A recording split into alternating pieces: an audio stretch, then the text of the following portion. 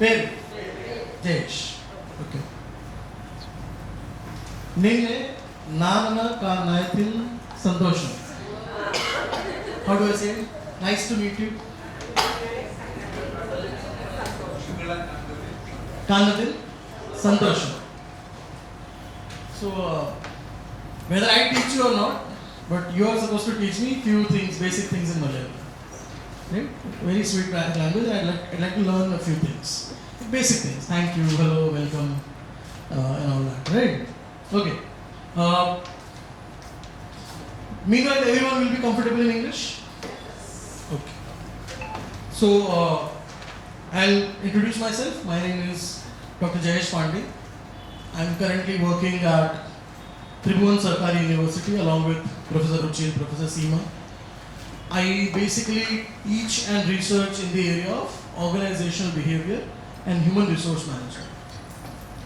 I did my PhD from Indian Institute of Management, Ranchi, IIM Ranchi, and I have about 6 to 7 years of managerial experience before I did my PhD. So as I understand, you have been having training for 2 days, last 2 days, right? Okay, can you just tell me what have you gone through so far? Which all topics have you covered? Project management? Strategic planning, right? Simulation? Okay, okay. Okay, meeting, evaluation. Okay, okay. Time management. Right, right. Great, okay, okay. Great. Yes. So, yeah, oh, hello. Oh, you did, okay, okay. But because it was time, so I started.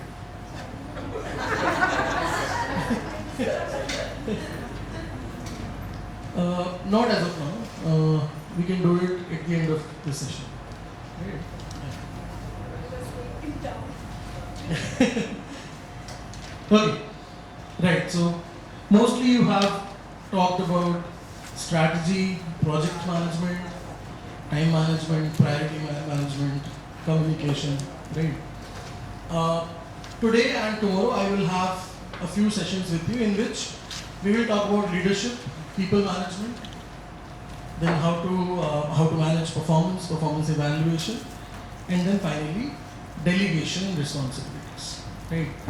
So today we will start with effective leadership and people management. Right. But before I move any further, I would like you to tell me that why should we really care about leadership?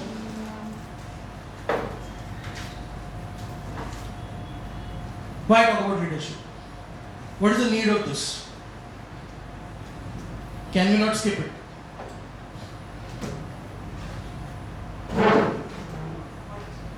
It's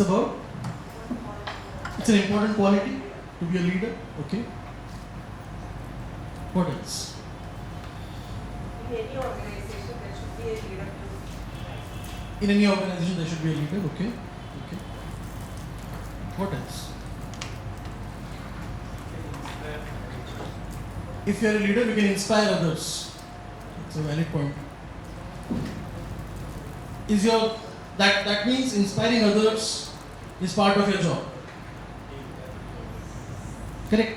And leaders inspire people. That's a good reason that if you are a good leader, you will be able to inspire others. What else? How will this help you in your job?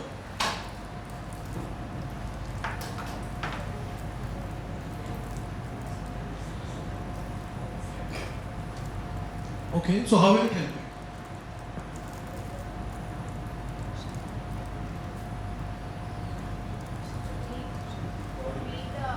It will help in coordination? Okay. Okay. Yes, others? Someone was saying something? To create awareness. Okay. Lead your subordinates. Right. Lead people basically. Valid point. Yes. Team building. Yes. It helps in team building. Okay. What else? Managing people. Because managing people is one of the most difficult things.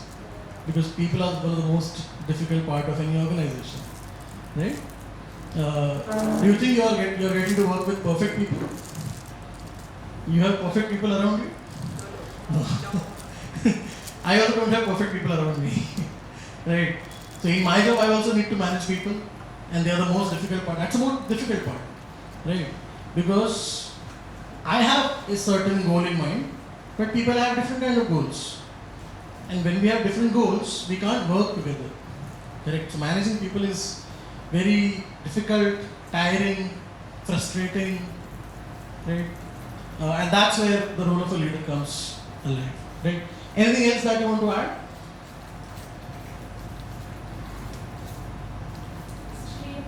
Decision making. In your job, you're supposed to make decisions continuously, right? So you need to know what kind of information do you need to make what kind of decisions. Yes, ma'am, you were saying something. Achieve the goals, right? Achieve the goals. Delegate work as well, right? As leaders, you're not supposed to do everything on your own, correct? You need to know what kind of work can be delegated to what kind of people, okay? Right, okay. So, you have covered most of the things that, why we need this, right? I would just add a few things. Number one, we are not born leaders. Nobody is a born leader, okay? 50, 60, 100 years ago, there was a belief that leaders are born. Do you agree to that? 50, 60 years ago, the scholars believe that leaders are by birth. Okay. The son of a king will be the next king by birth. It's a right or virtue available by birth, right? So they would assume that, okay, this baby will become a great leader. The baby did this, that's a sign of a great leader. Right. But that theory, it was rejected by most of the scholars. In today's world, nobody is a born leader. Nobody is born with those rights to rule over people. In today's world, you get skills by experience. Leaders become leaders by experience. Okay. That is why we have a intense competition in today's world. Okay. Competition for skills, competition for positions, competition for promotions. Okay. And we need to build this skill, right? It's not innate in our mind, right? We know what leadership means, but we don't practice it. Nobody, so leadership is not taught in schools. I'm sure you did not have a subject called leadership, like you had environmental science or history or any other subject, mathematics. Okay? Because it is not easy to teach. It is not a formula, right? But it is something that you learn, you observe yourself, and you build on that. Okay? So this is an attempt for all of us to understand what it means to be a leader in today's world, what does it take, and how can we practice it. Only by practice and practice we can become a leader. You can't be a leader in theory. You can't be a leader on paper. You have to be a leader in people's minds, your followers' minds. The people who work with you and work for you, they should believe that you are a leader. Your own self-belief won't help. Right? I can't wake up and say, okay, today I'm a leader, and then go to work and expect everyone to follow. That does not happen. Right? So leadership is a practical skill which only comes to practice. So today we'll see how can we internalize the knowledge and maybe practice tomorrow, so that we can become leaders. To do all those things which you said, inspire people, coordinate, team building, that is not practice aspect. But before that, we need to take step one, which is to know what exactly does it mean to be a leader in today's times. Right? So the agenda for the session will be, we'll first understand leaders or leadership. Then we'll talk about trust building. Then we'll talk about how to encourage open communication. I think in this session I will end at open communication. Then in the next session we'll start with conflict and grievance management. And finally we'll talk about the most challenging aspect, how to motivate people and how to influence people. Okay. So the first couple of aspects are about ourselves, right? For you to learn leadership individually, for you to learn trust building individually. But when we talk about communication, conflict, grievance handling, motivation, that is about others. Okay, that is where the people part comes in. Okay, so let's start with understanding leadership. Leadership has a very bookish definition, very textbook definition. Okay, it simply goes like this: it's an ability to influence people or a group of people toward the achievement of a vision or a set of goals. So if you think about it, there are two elements that make someone a leader. The first is there has to be a vision. There has to be a vision. And vision may be goals, vision may be some tasks, vision may be some position, it may be some numbers, okay? It could be a target. And second element is there has to be other people than you. There has to be a group that follows you. Only these two things make a leader. There has to be a vision and there has to be people.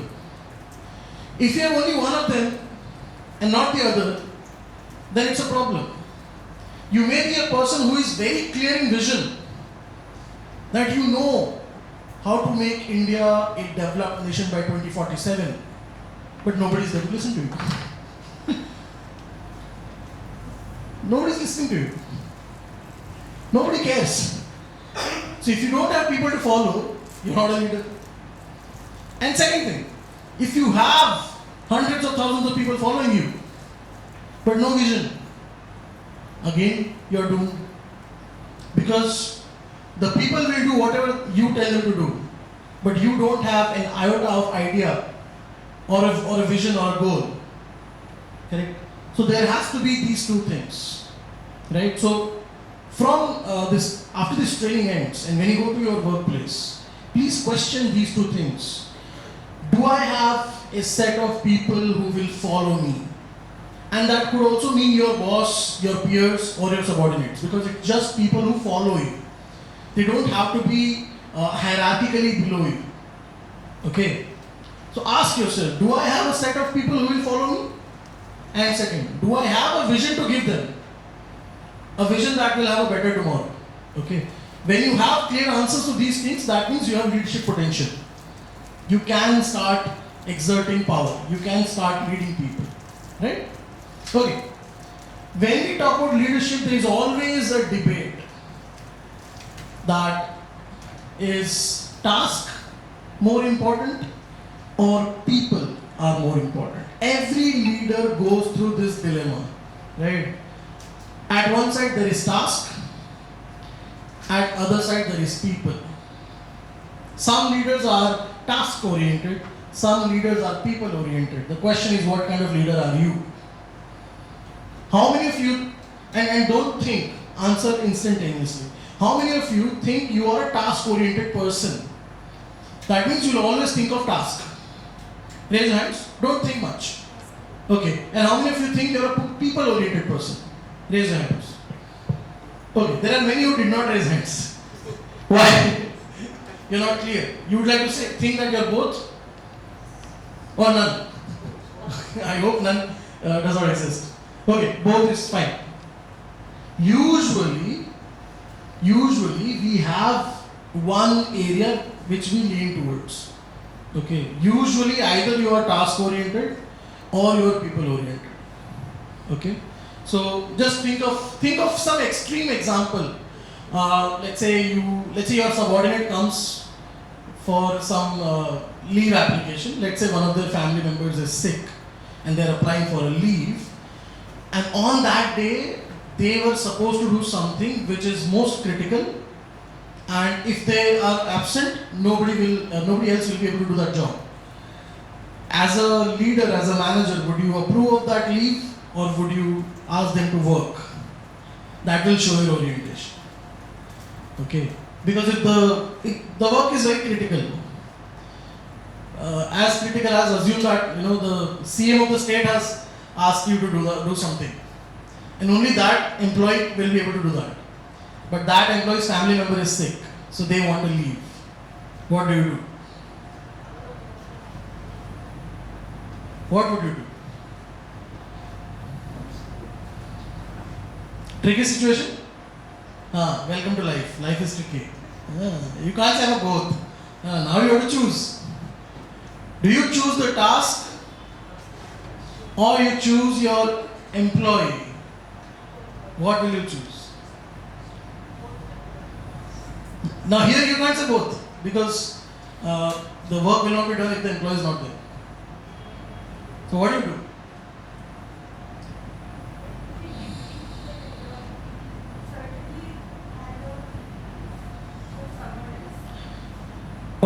Okay. So you would like to trust that employee that okay, I'm giving you leave, but then the employee will have to leave office.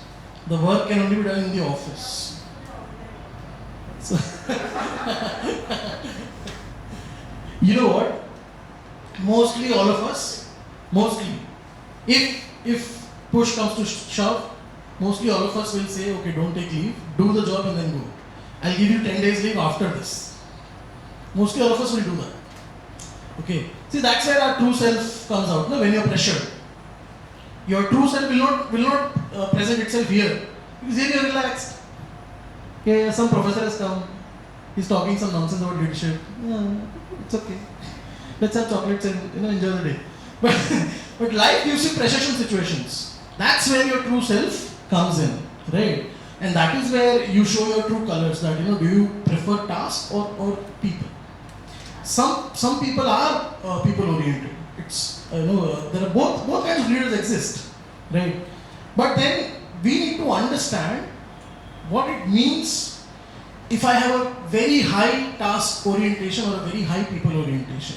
Tell me, if I am a leader and I have a very high task orientation, very high, that means every moment I am just talking about the task. Okay. What will be the negative consequences of that? Tell me. If I am a leader who is always talking about task, team will be pressurized. What else? Output will be it will be lesser of an output. Okay. Nobody will enjoy working with me. Okay, they will call me what we call in some parts of India khadus. I'm a khadus manager. Please come. Okay. They will hate me for sure.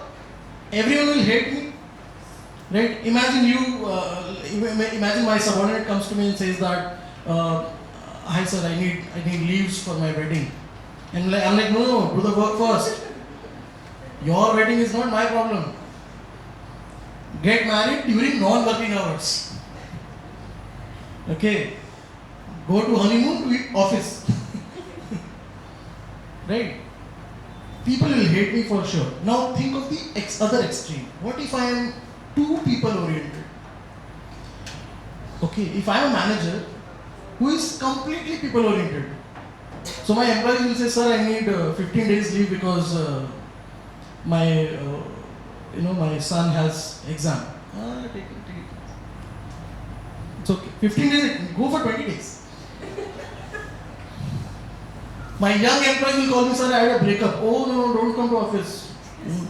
Process the pain. Say that. Go to vacation on official money. What will happen then if I'm too people oriented? People will come and take disadvantage. Nobody is that ideal. Everyone will just walk over me. So I hope you understand. You can't be extremely task oriented. You can't be extremely people oriented. You have to find balance somewhere, right? So that's what we need to understand.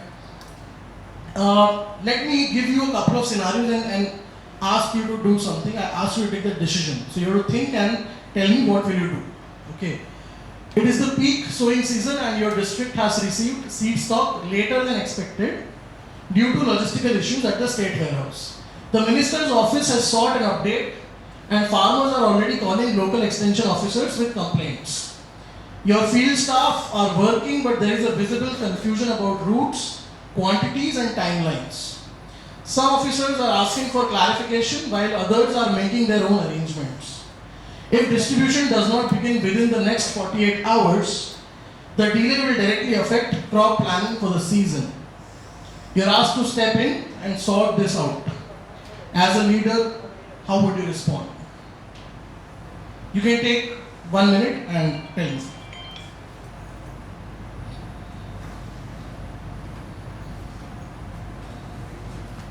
How do you respond to this?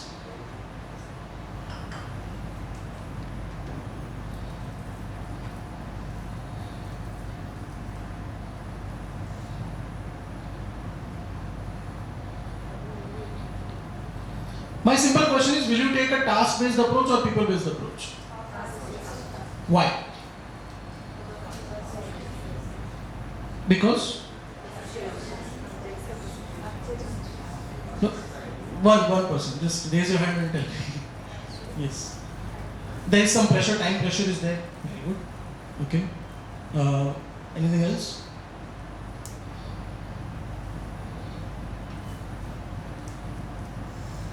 It's a crisis-like situation. It's a crisis-like situation. It's very, very critical, right? And you have a 48-hour deadline to do something. Here is a situation where you will be completely task-oriented because the situation demands it, right? You also know, your employees also know that this is about the task. Here we will not entertain people. Individual problems we will not entertain. This is crisis. In crisis like this, we have to think of the organization and the task. Right? What about this second situation? Your department has recently introduced a new digital reporting system for field activities. While the system is functional, several experienced extension officers are reluctant to use it. Reports are delayed, data quality is inconsistent, and informal complaints suggest that officers feel the system undermines their experience.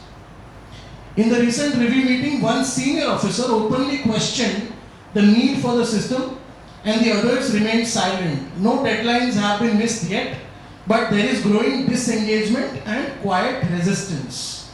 You are expected to ensure smooth implementation of the system across the department. As a leader, how would you manage this situation? So in summary, some old officers are feeling that they don't want to use the digital system. And they are complaining, they are dissatisfied, they are angry. How would you manage? What approach will you take? No, first let's decide, task or people? Because here as well there is a task. The task is implementation of digital system. That's a goal.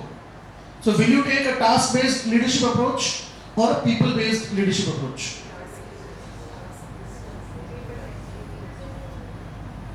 Which one? People-based. Why? Why in this case people?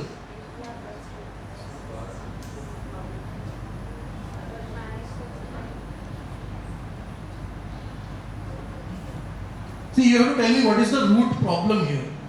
What is the root cause? Where is the problem? Experience, awareness. What else? What else? Can you peel some more layers? What exactly is the issue? They don't have full idea. Okay. There is some reluctance to adopt. Okay. So this is called an attitude issue. This is an attitude issue. The older employees have a certain attitude towards the digital system and that is stopping you from doing your job. So if you keep telling them that no, you have to adopt, if you force them, they will resist. They can even threaten you publicly that we won't do it. Do whatever you can. You don't solve attitude issues by forcing. You have to solve it by maybe training them, motivating them, right? Telling them how this will help them instead. Correct? So these are the issues you can't solve by task-based approach, because if you go task-based here, you will lose your you will lose trust in your subordinates. Correct? This is a people issue, and people issue will be solved by people-based approach where you will engage them. Okay, this is like finding a particular place where it is paining you and putting injection there. Correct? So different situations demand different approaches, right? Now, these are the two leaders. Who is the left one? Ratan Tata, right? And who is at the right? Steve Jobs, right? The founder of Apple. Ratan Tata is the founder of, not the founder of, but he took forward the Tata group of companies. Did they have different orientations as leaders? So who is most task-based and who is most people-based according to you? Ratan Tata was people-based. Okay, that can be visible. That is visible in Tata's values even today. So Tata's as a company, they are ethical, they are people-oriented, they don't fire someone, right? They have a very people-oriented culture. What about Steve Jobs? Was he people-oriented? Steve Jobs was hardcore task-oriented person. He would tell you that, can I take this one? Yeah. He would tell his engineers that I want the size of this phone up to half, and you have 7 days. If you are not able to do so, don't show me your face. You are out of Apple. Simple. That was Steve Jobs' way of working. Thank you. Right? Very hardcore task-oriented people. Now, the irony is, both of them are successful. One is a Bharat Ratna, okay, created Tata group of companies, legacy companies. And the other one is the founder of Apple, the company which has the highest valuation in the whole world, right? More than the GDP of India, right? So both of them are successful. So any orientation can be successful, but you need to know which situation demands what kind of orientation. Sometimes you will have to act like Ratan Tata, and sometimes you will have to act like Steve Jobs. You will decide which is the demand of the situation, right? All leaders have different priorities, and that's okay. You can't expect all leaders to be same. Okay, that cannot exist, that cannot happen. Some leaders focus on task, while some focus on people. Now, what happens when you have a very high orientation toward task and very high orientation towards people? So let's say on the right side, on the left side we have people orientation. Is there a pointer here? From low to high, and at the bottom we have task orientation from low to high. Okay, so there is a grid. Now, if you are low on both, if you are not task oriented, that means you don't care about the task, and you are neither people oriented, you don't care about the people as well, then you are somebody we call impoverished leader. Okay, that means you are in a leadership position, but you don't deserve to be. You don't have the skills to be there. You won't be successful. Right? If you don't care about the task, nor about the people, you won't be a successful leader, you will be impoverished leader. If you are too high on task orientation and low on people orientation, right? Too too high on task, very low on people orientation, that means you are an authoritarian. You are an autocrat. That means you always show authority. If you are too high on people orientation and very low on task orientation, then you are somebody we call country club manager. People assume that you are a country club manager. They come to you for having fun. Right? They take you for a ride. They will take advantage of you. Our goal is not to become any of these three. Our goal is to become a team leader with very high task orientation and very high people orientation. We will just balance and fine tune according to situation. Okay. Based on our experience, based on our wisdom, based on our understanding of people, based on my followers, based on their readiness to follow me, their knowledge, we will change our approach. So in today's world, you cannot be a single style leader. You have to be dynamic and you have to know when and where to switch sides. Okay? Now, moving on. I'll show you some values and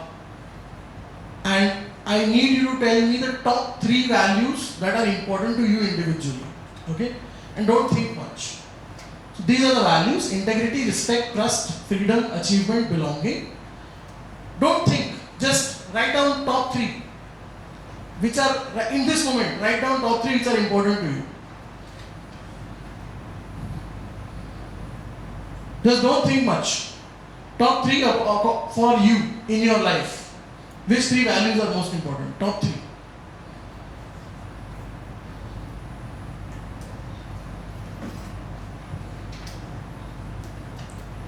I hope you're done. Top 3. Yes? Everyone done? Okay. Now, for how many of you, trust was one of the top? Almost 80% of the class, right? Which is same everywhere that I conduct this survey. 80 to 90%, sometimes 100% people have trust in the most important values, right? My question is why? What are your reasons to put trust in top 3? Why did you put trust in top 3? Can you give some justification? Why? Why is trust important? Yes, sir. To have better bonding, yes. What else?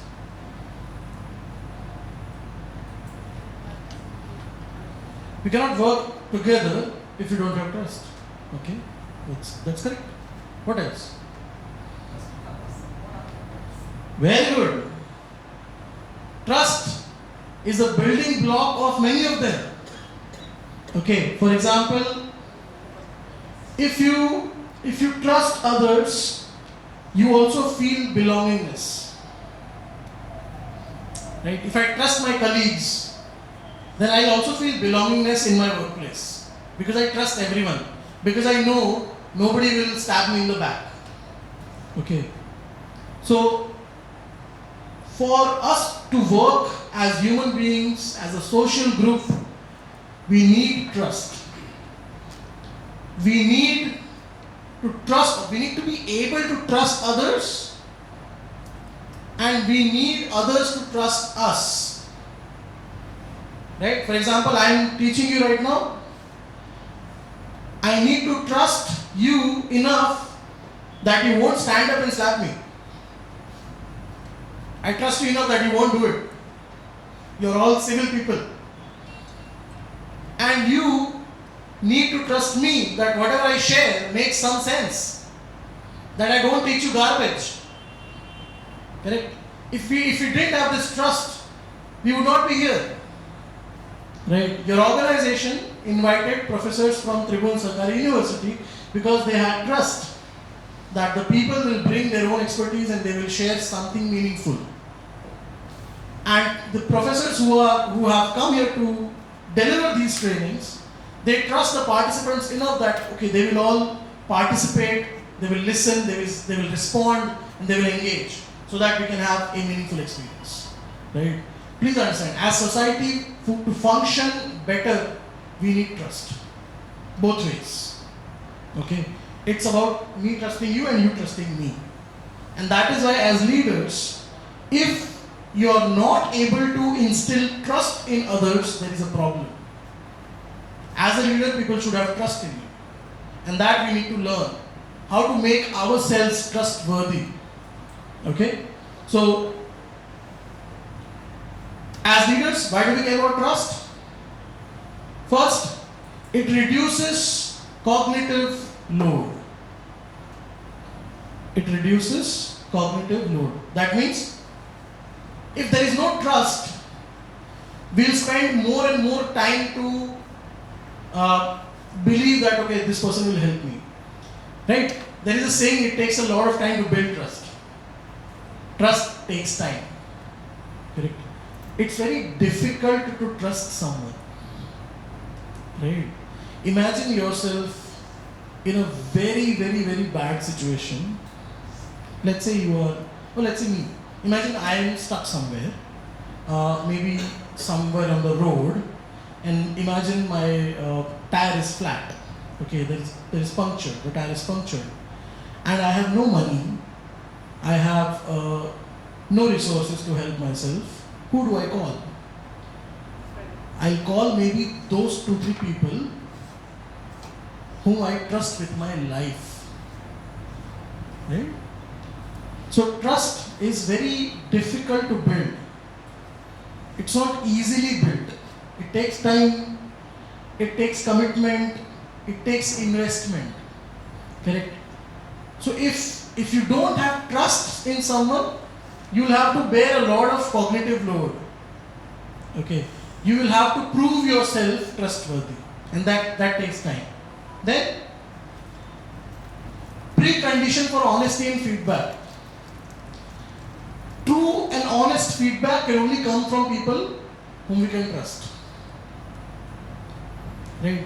Again, when you are in a dilemma, who do you call? Do you call a stranger? No.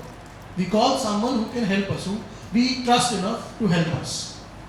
Then, it's a time machine. Trust is a time machine. If there is trust in your team, you can use time as a resource. You don't have to waste time in doing a lot of things that other teams would be doing because they don't have trust. Right? Acts as moral compass when rules are unclear. When it is confusing about what to do, trust becomes a moral compass. Your followers may say things like, "Sir, we don't know what to do," or "Ma'am, we don't know what to do, but we trust you. Whatever you say, we'll do. Because we trust you." Okay. Right? So it gives kind of moral reasoning. And finally, it's about leadership legitimacy.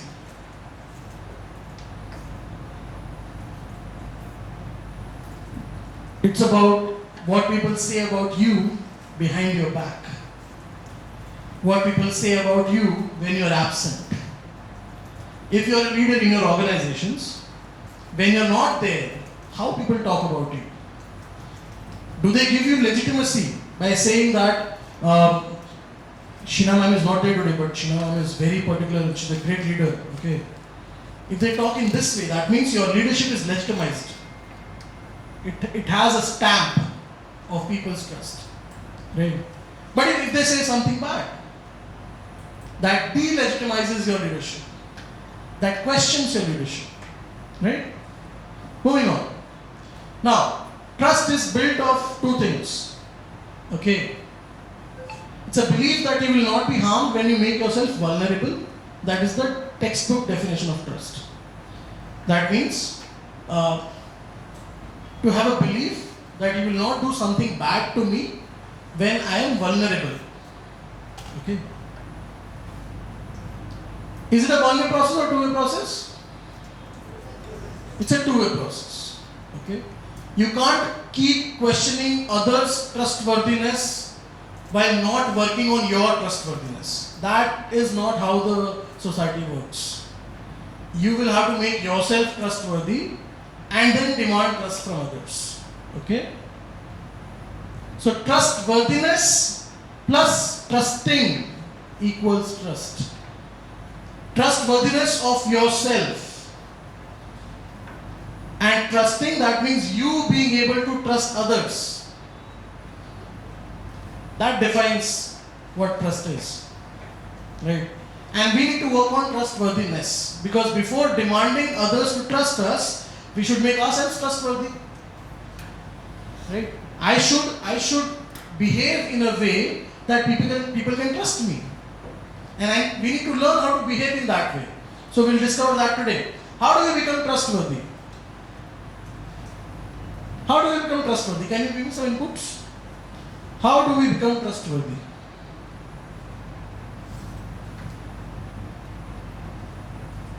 Any inputs? Sorry? By keeping our word. Okay. So one input is by keeping our word. Very good. That's accurate. Very accurate. What else? We should have knowledge. Brilliant. We should have knowledge. We should keep our word. What else?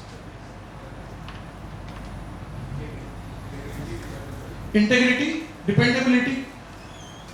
People should be dependable on me. I should be dependable. Right? Anything else?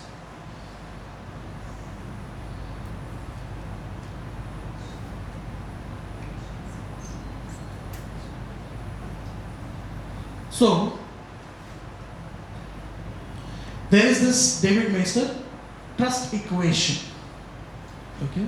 It's beautiful. Trust is equal to, now this is where my session turns into mathematics. There is a formula. Okay? Trust is equal to credibility, C, plus reliability, R, plus intimacy, I, divided by self-orientation, S. Trust is equal to credibility plus reliability plus intimacy divided by self-orientation.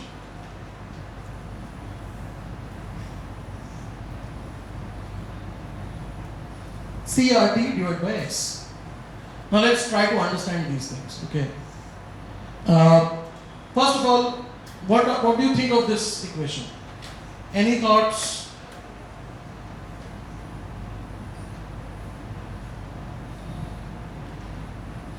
Please reflect while I tie my shoelace.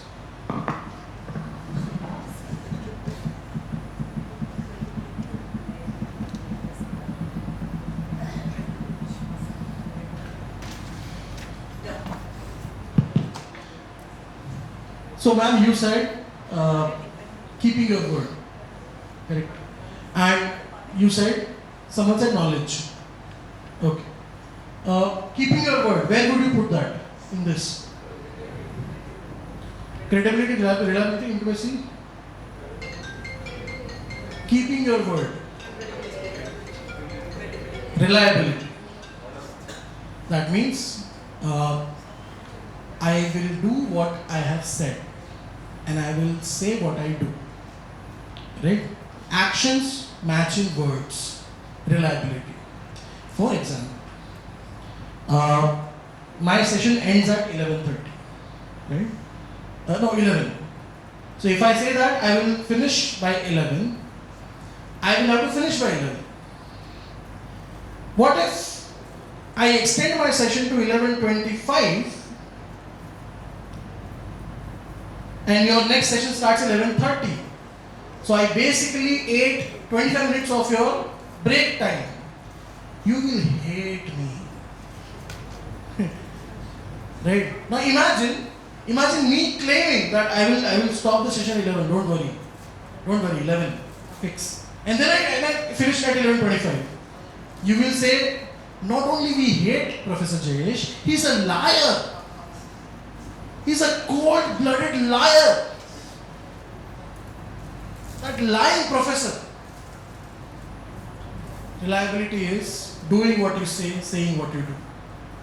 Right? If you have claimed something, if you have promised something, delivering on that promise. Okay? That is reliability. Keeping your word. Now, someone said knowledge is also part of trust. Where will knowledge come here? Where would you put knowledge? Credibility. Okay. See, reliability is delivering something that you promised, but it takes time. Reliability takes time, some time. Okay. For example, if let's say Raju sir says that tomorrow when the training ends, he will have ice creams for all of us. That means he has time till tomorrow to give us the ice creams. Right? So, is he reliable right now? I don't know. Is he not reliable? I don't know. We will tell tomorrow evening, sir. Ice creams. So, reliability takes time. But credibility can be established like this. What is credibility? How do you understand credibility?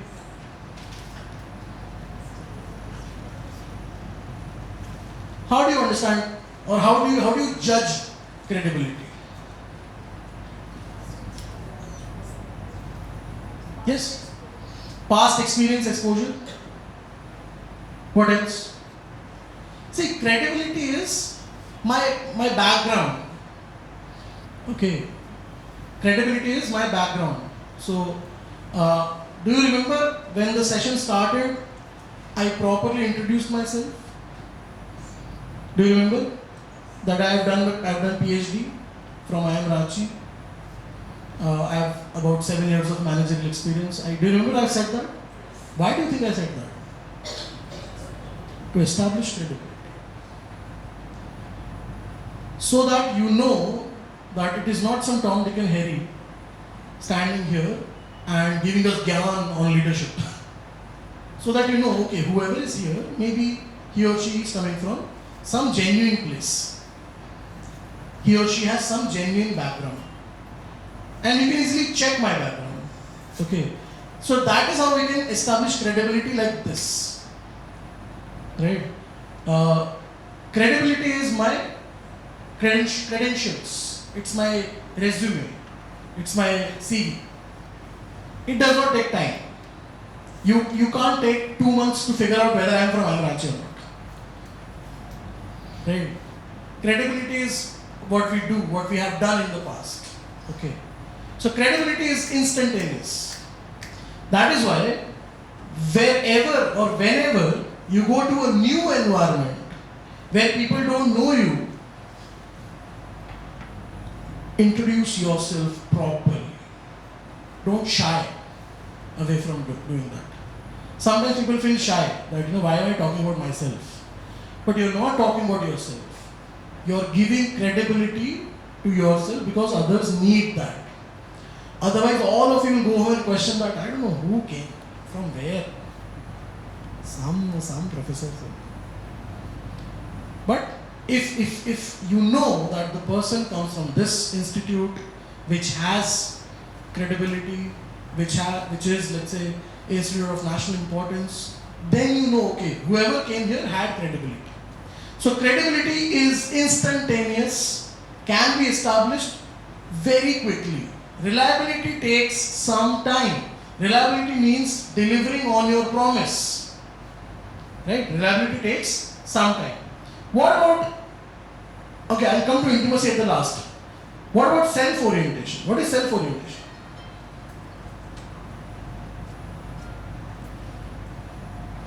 Self-orientation is nothing but self-obsession. Self-obsession. Okay. If someone keeps talking about themselves Okay. Imagine if I had started this session by saying, do you know who's the greatest leader of all time? Me. If I keep talking like this, that everything is about me. I am the greatest leader, I am the greatest singer, I am the greatest dancer. I am everything. I am best at everything. Whatever you can do, I can do better. If I say things like this, that means I am a self-obsessed person. A self-obsessed person only talks about themselves. A self-obsessed person only cares about themselves. Imagine there is, I hope not, but there is earthquake here. And the first person running is me. I'm like, bye! But no, I can't do that, right? Because I have to make sure that all participants get out and then I'll get out.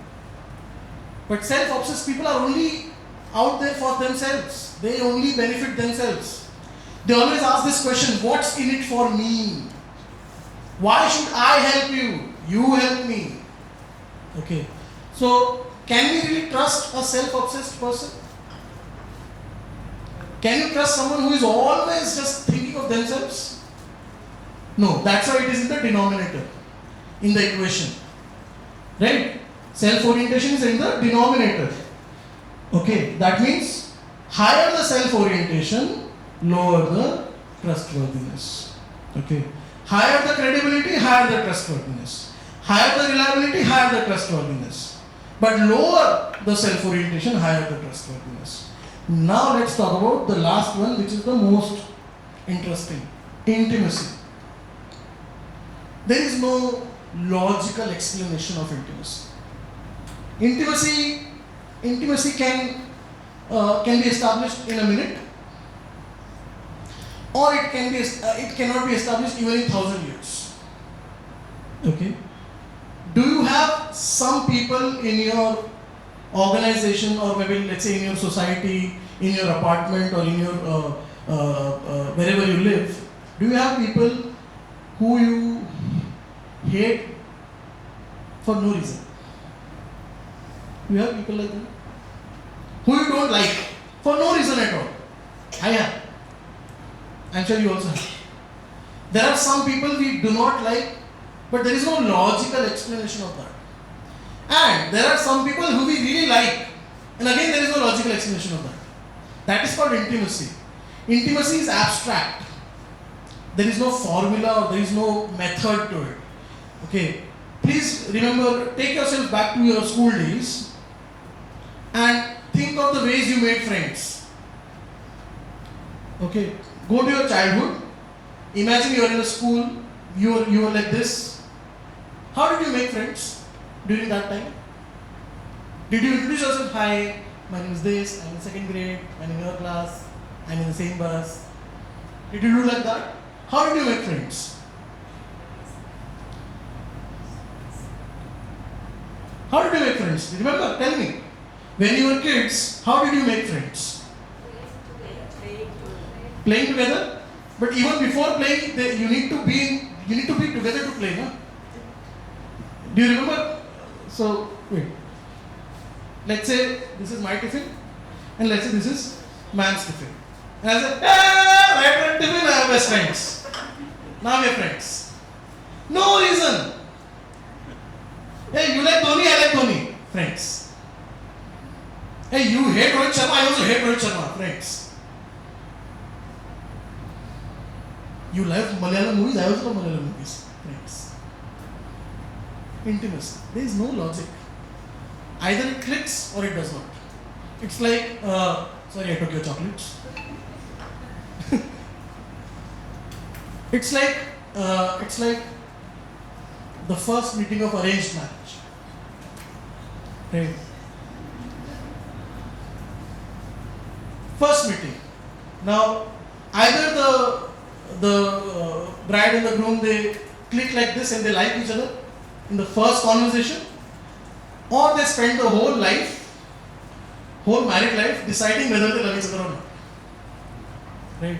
Intimacy is like that. Okay. There is no method to it. You can't create intimacy. You can't create. it's a very random thing. It's there, it's not there, it's not there. Okay? So, higher the intimacy, higher the trustworthiness.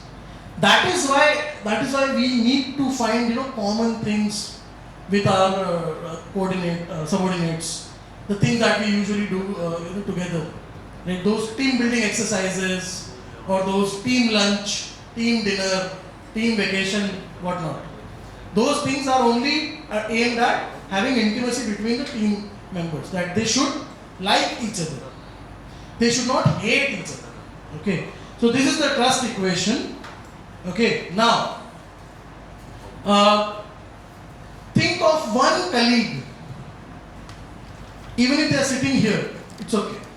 Just think of one colleague and apply this equation and try to find out which aspect is high or low in them.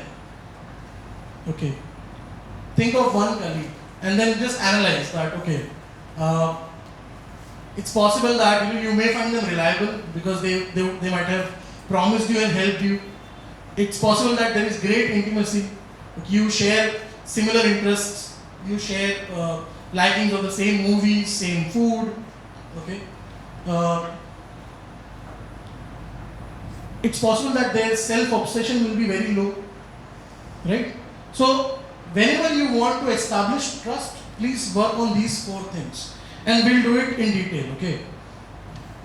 First, credibility.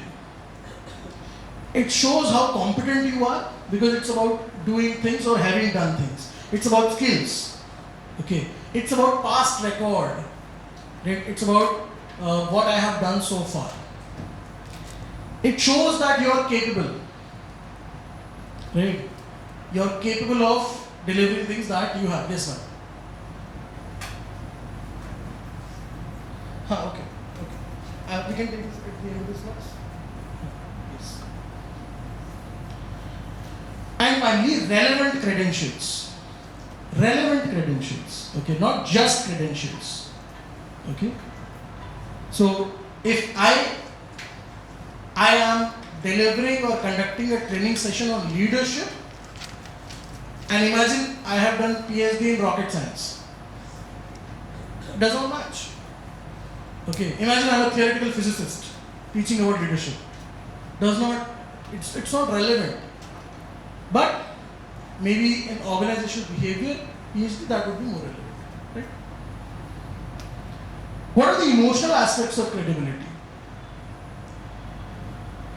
When you assess that are you credible or not, ask yourself this question, that am I giving confidence to others? Okay? Am I giving confidence? So, a simple exercise would be how frequently do you invite inputs from others? Okay. For example, let's say if I ask some question, and let's say if I invite someone to speak the answer. Let's say I ask sir, sir, what is your name, sir? No! Don't say anything, shut up. Did I give you confidence? No, I shouted at you. That means he will now be scared that I don't want to speak in this class. I did not give him confidence. Right? But then let's say when sir gave an answer, and then I say yes, that's a correct answer, and then I analyze the answer. That means I'm giving confidence. Right? As leaders, it's your job to give confidence, not take away the confidence. Okay? So please always invite inputs from others, listen, encourage, give feedback. Do not shut anyone. When you shut people, you stop becoming a leader. Right? When you shut people's voice, you stop becoming a leader. That is why freedom of expression, freedom of voice is very important in democracy. Right? Where is the mic? Yeah. So one, giving people confidence, and second, do we feel that they are being truthful? Right? Do others feel that you are truthful, or you are honest, or whatever you are saying, it's coming from a right place? Right?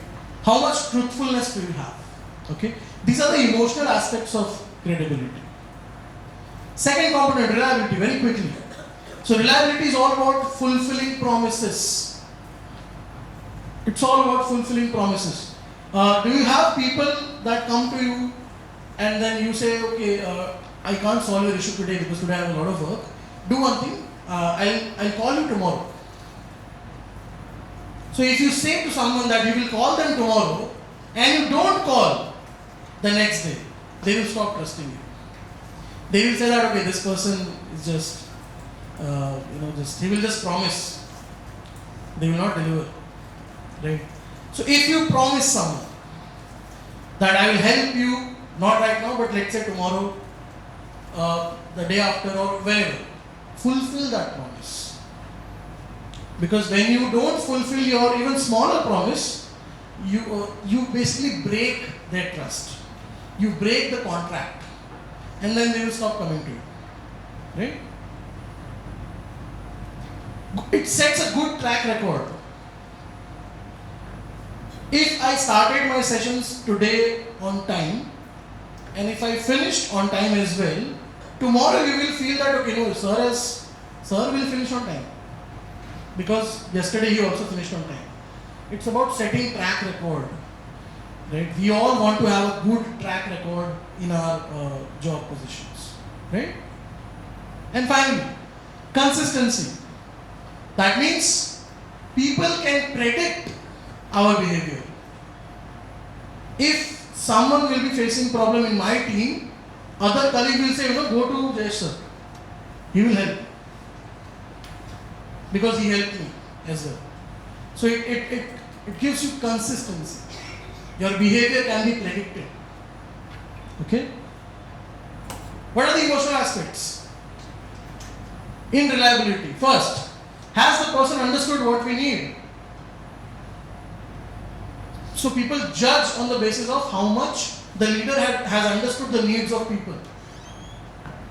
Does the leader have any idea what people need? Right? And finally, does the person have what we need? Do I even have the knowledge that you require? Do I even have the skills that you want? Right? These two are the emotional aspects of reliability. Third, intimacy. Again, very interesting but very complex as well. So intimacy will require emotional security. That means people feeling safe around you. Empathy. That means people will be able to put themselves in your shoes. Emotional intelligence. That means knowing my emotions and managing my emotions.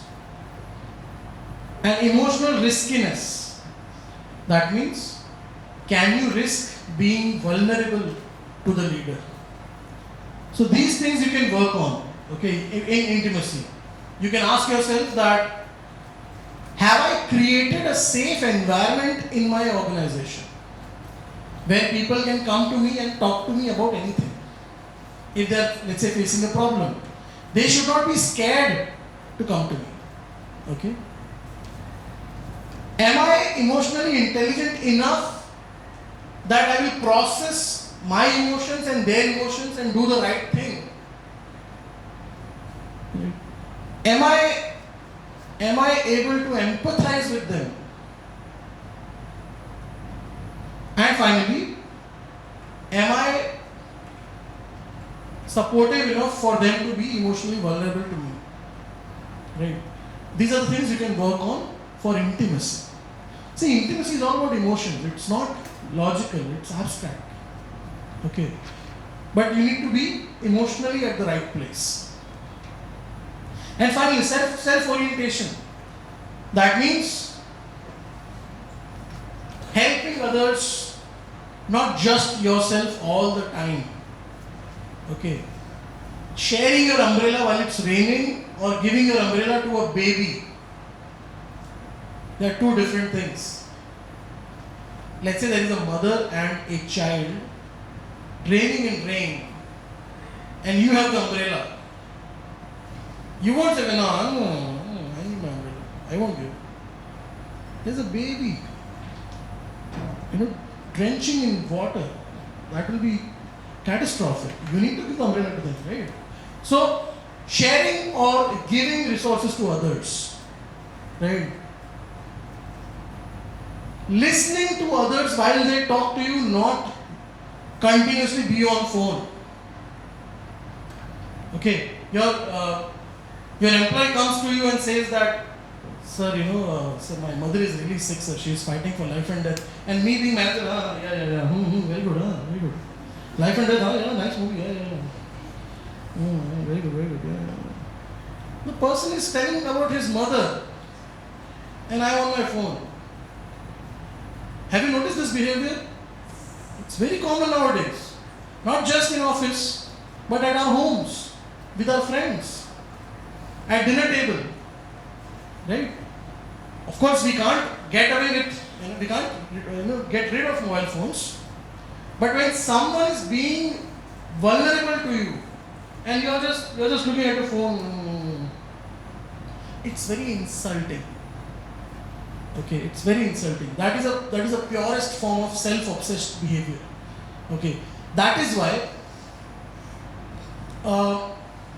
it's a very common etiquette nowadays that if you are standing and talking to someone, okay, don't have your phone in the hand. It has to be invisible. If you have phone in your hand, that signifies that you're just waiting for the moment you can do this.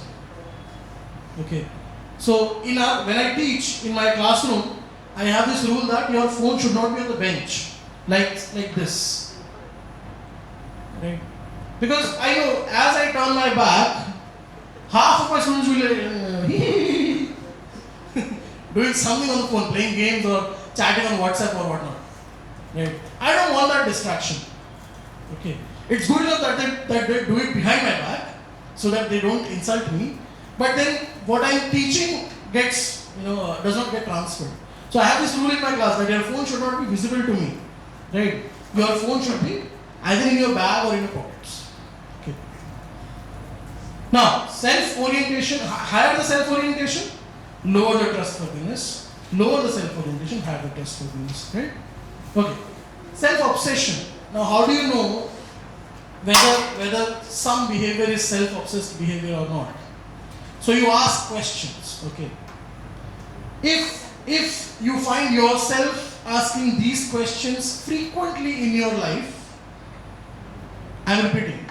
If you find yourself asking these questions frequently in your life, then maybe your self-obsession is higher. What questions? First question, what's in it for me? What about my benefit? Okay. Second, will this advance my career? Third, why should I be the one doing it? Why not someone else? Who are they to question me? And finally, how can I maximize my own gain? Okay. So if someone usually asks these questions or uses these kind of words, their self-obsession is very high. And it will be very difficult to trust them. Right? Okay. How do we build credibility very quickly? By telling how competent you are. Should I just tell what I have done in my past so that you will believe me? Does not work like that. Nobody has that time. Okay. What happens if you keep blowing your own trumpet? Sometimes people do that. Okay. Especially, people with more and more experience. They will always bring some story from their past to justify the present behavior. Okay, 30 years back, when you were not even born, I was doing this. And at that time, I'm like, sir, 30 years have passed. 3 decades. Right? Please come to present. Okay. So, we cannot continue blowing our own trumpet. Right? Credibility actually is built By admitting that your knowledge is nothing but limited. Okay. Whereas someone asks you anything, you should not have answer to everything.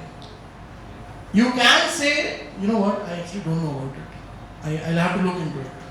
I don't have the knowledge or expertise. Correct? You don't know everything. You can't know everything. You have limitations. We have limitations. So when someone presents a situation to us that we don't know how to handle it, or we don't have the expertise or skills, we should admit publicly that I don't have the expertise to deal with this. I will require help. That is how credibility is built. Admitting that your knowledge is limited. You are not an all-knowing person. Okay. How to enhance the credibility? First, do your homework. Whenever you go to a new environment as a leader, please do some homework. Know your audience. Okay. Know their background. Know where they're coming from. Know what kind of things they'll be expecting from you. Okay. Then, be open, honest, transparent and accurate. Be open about yourself. Transparent about the process that you follow. Honest about yourself and accurate. That means, don't give something that that is not correct. Ask smart questions, not trick questions. Asking question is an art which everyone does not have. Okay. So when we are in a new environment or when we talk to some strange people, it's in our benefit that we ask questions. Smart questions, but not trick questions. Ask questions not to disrespect someone, but ask questions so that you get maximum information about the other person. Right? Moving on. How to build reliability? Reliability is delivering your promises, fulfilling your promises, right? So, first of all, try to have a track record, solid track record. Wherever you go, there has to be some kind of track record following you. Okay? For example, if I am here for training, my track record would be how many trainings have I delivered and what has been my feedback. Right? If let's say out of 5, my average feedback would be 1.0. Would you trust me? You would not. Correct? Even my institute would not trust me. So my track record is my training feedback, my student feedback. Correct? My knowledge of theories of some domains, not everything. Right? Respect the promises you make to others, even if the promise is small. Okay. In the beginning of class, if I announce that if you want to take a break for visiting the washroom or having water, you are free to go. And then when someone stands up, okay, sit down. How dare you stand up in my class? That's not reliable, right? I have to do what I said. I have to follow what I said. Correct? Does that mean under promise, over deliver? Now in sales, in the world of sales, this is a very classic strategy. Under promise, over deliver. In sales as well as in married life. Under promise, over deliver. That means, if in the morning, let's say if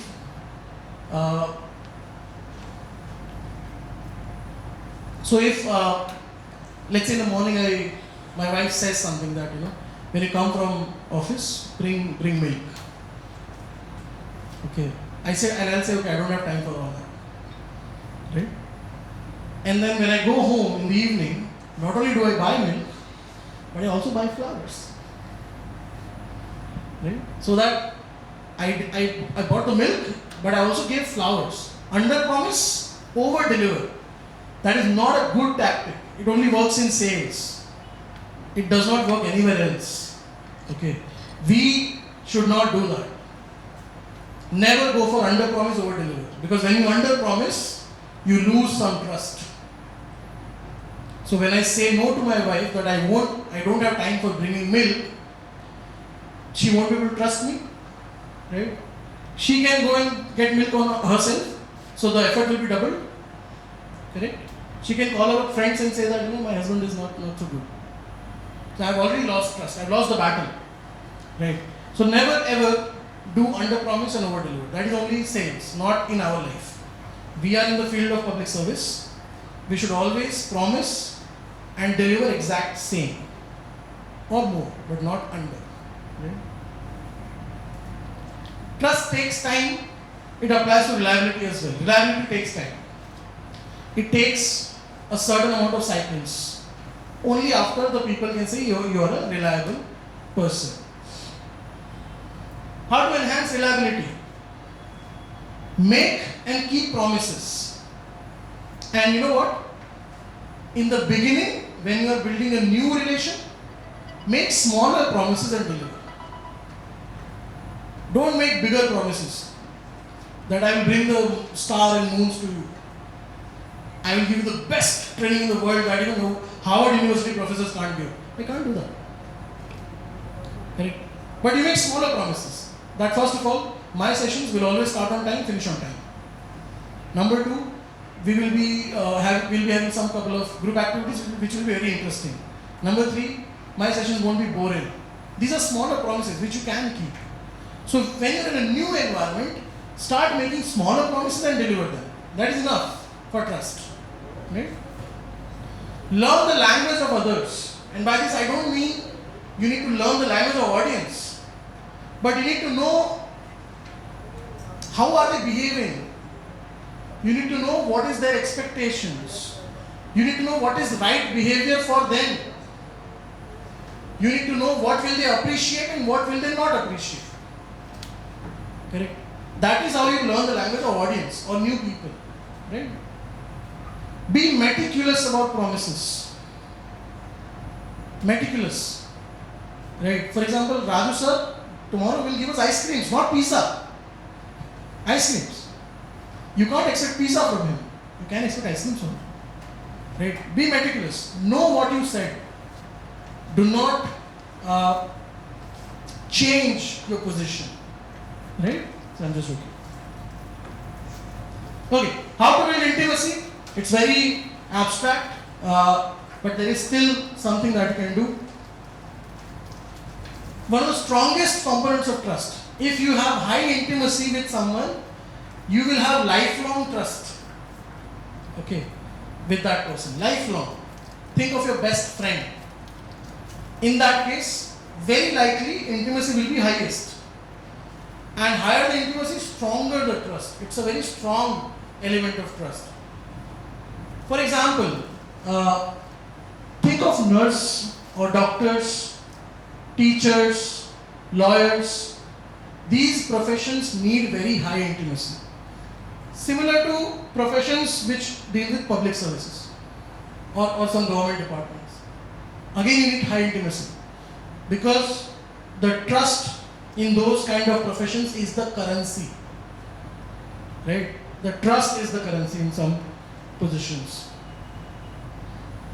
But take care of or learn how to distinguish what is private and what is personal. Okay. For example, you can say this to a person that, can I share a personal thing with you? That simply means that you are going to share something which is related to you. But you cannot say, can I share a private thing with you? That's inappropriate. We can't say that. Right? Private is only yours. Personal is something that you can share, which is about you. So learn the difference between personal and private.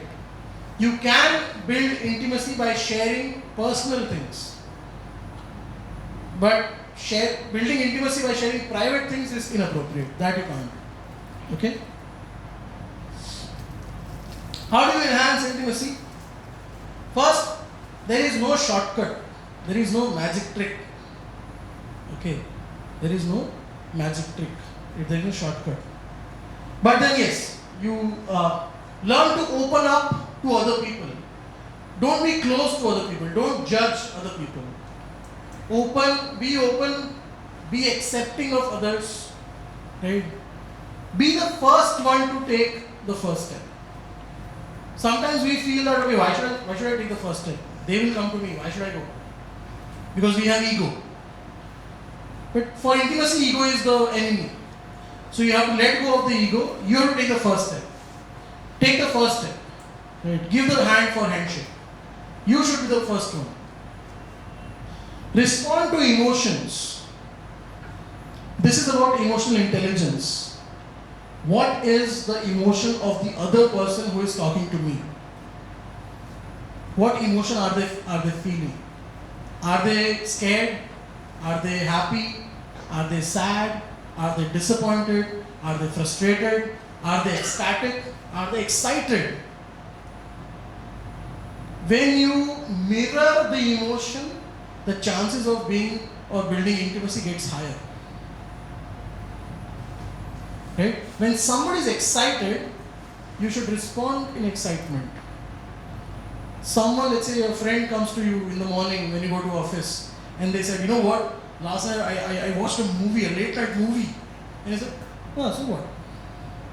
Movie only. I watch it every day. Or you say, oh, movie, what movie? You know? Last time you watched a movie, late night movie. Very good, nice. You enjoyed it, very good. Mirror the emotions. That is how you build intimacy. You can't not reflect the emotions. Otherwise, the conversation breaks. Correct? When someone is sad, oh, my mother is hospitalized. She's sick. And you're excited, oh, hospital, bro, yeah, nice hospital, huh? Which hospital, huh? Very good, very good. Again, inappropriate. In that conversation, there is no place for excitement or happiness or any positive emotion. You need to mirror sadness, no? Yo, I'm really sorry. I hope she is fine. I hope she gets well soon. If you need any help, let me know. So, this is something that we need to learn. Emotional mirroring. The emotion which is coming at us, we should have the same emotion in our response. Right? Get over your fears. As individuals, we always fear of many things. We are afraid of judgments. We are afraid of the other person. How will they? Usually we spend time thinking that what others think about us. Right? What others think about us. What will people or society think about me? But then I can't spend the whole day thinking that, right? I have to let my fears go and approach the other person without any preconceived notions. Correct? So these are some ways through which you can build intimacy. When someone says, let's say your colleague says, things are really difficult, and they lower their head like this, and there is a tear flowing down their cheek. You say, oh, how come? Is that an appropriate response?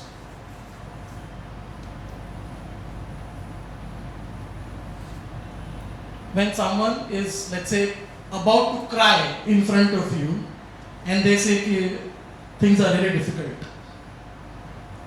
and you ask, oh, how come? That is not appropriate. The appropriate response would be, tell me more. Don't question their feelings.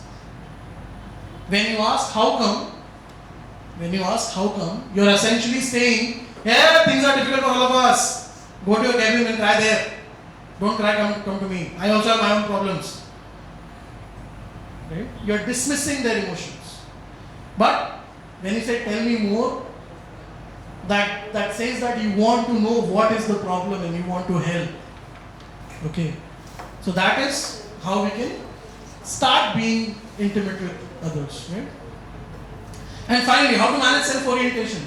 I'll just take 1 minute and then we are done for session 1. Understand the difference between care and don't care. Right? You can't have a don't care attitude to everything. You will have to have a caring attitude sometimes. Right? You can't say I don't care, whatever happens. You should care. Attention check.